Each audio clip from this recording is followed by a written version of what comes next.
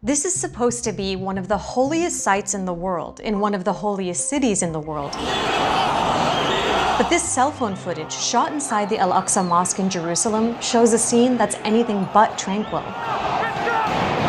Trapped inside, Palestinian worshippers are tear-gassed by Israeli forces. You can see the stained glass windows of the prayer hall being smashed by the police, who then aim their guns through the openings. Eventually, they enter the hall and begin arresting dozens of people. This scene has been repeated over and over. Israeli police raiding the compound, locking the mosque's doors, attacking with tear gas, rubber bullets, beatings, and arrests.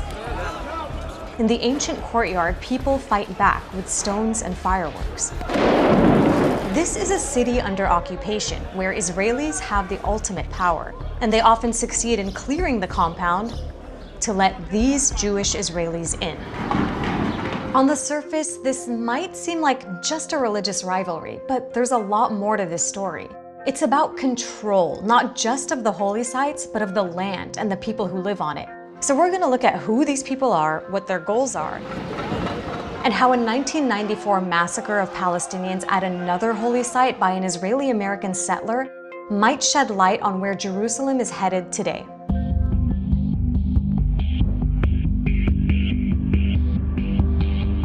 Jerusalem is at the heart of three religions: Islam, Judaism, Christianity. But since occupying East Jerusalem in 1967, Israel has aimed to ensure the city has a Jewish majority. You are stealing my house. And if I don't steal it, someone else is going to steal it. No. To Palestinians who have been living under occupation and denied equality for decades, Al-Aqsa isn't just Islam's third holiest site, it's a symbol of their nationhood.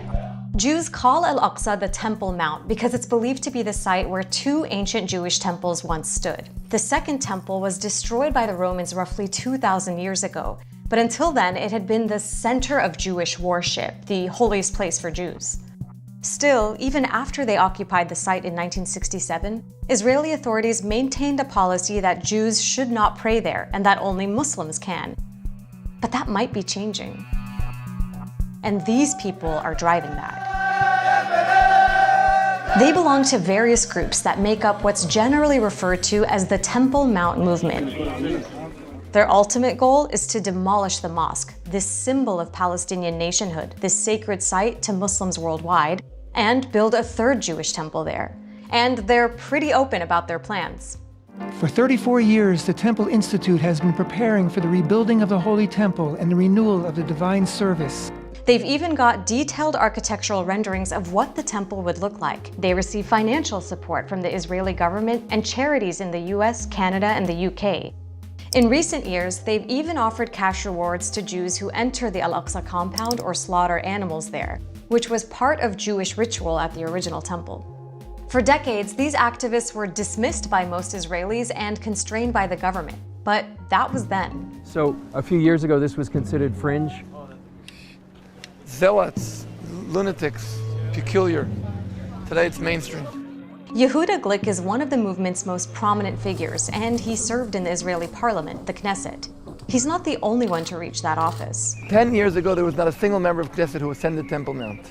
Today, we have 20 of the Knesset members.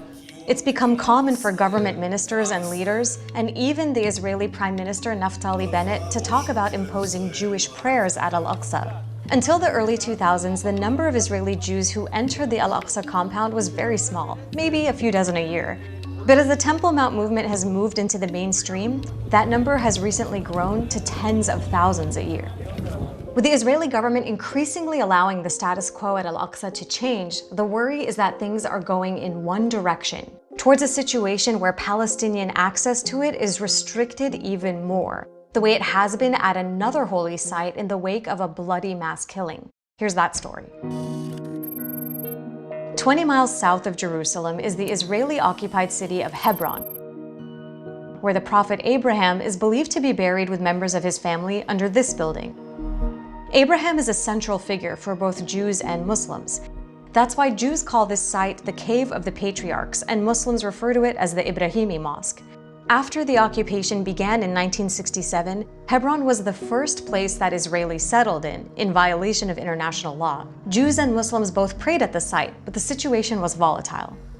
On the morning of February 25, 1994, hundreds of Palestinian Muslims were praying at the Ibrahimi Mosque. An American-born Israeli settler, a reservist in the Israeli army carrying an automatic rifle, entered the mosque, waited for worshippers to kneel down in prayer, and then started shooting.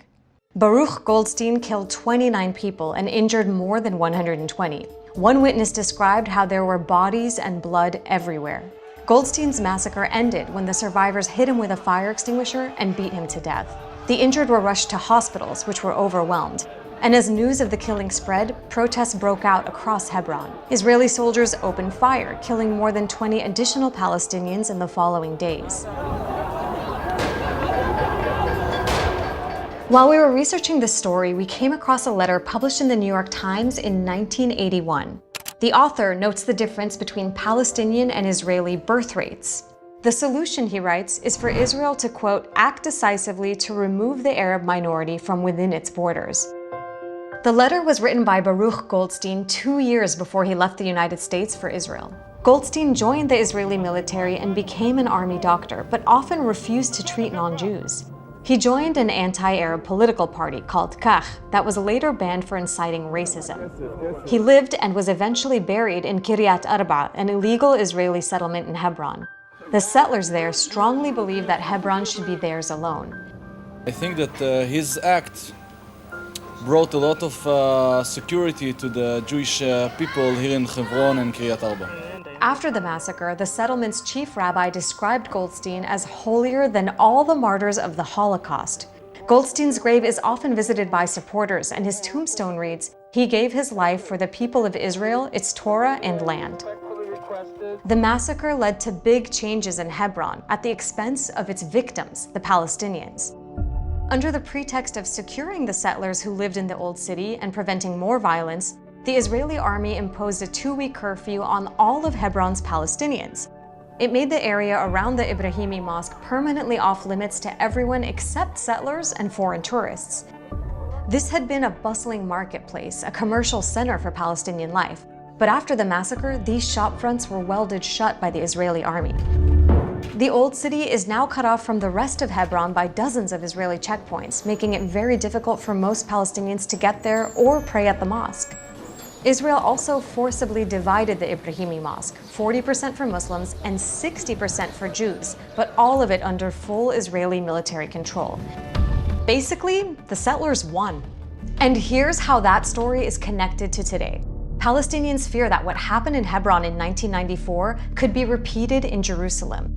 It's not just about the possibility of another massacre, but the fact that the people who share Baruch Goldstein's beliefs have more power than ever in Israel. For example, the banned political party Goldstein was part of has rebranded. Some of its former members joined new parties and are now in the Israeli Knesset. They're drafting and passing laws and are part of the ruling coalition government. Take the Otzma Yehudit party, for instance. Its platform explicitly calls for Palestinians to leave, saying it'll work to remove the enemies of Israel from our country. It also calls for Israeli sovereignty and ownership to be imposed over the Temple Mount. And its leader had a photograph of Baruch Goldstein hanging on his living room wall. זה החלום. זה החלום שהתגשם בעזרת השם. הבעיה שיש שם, כרגע יש שם משהו אחר, אתה יודע, איתמר. כרגע. הדגש הוא על הכרגע.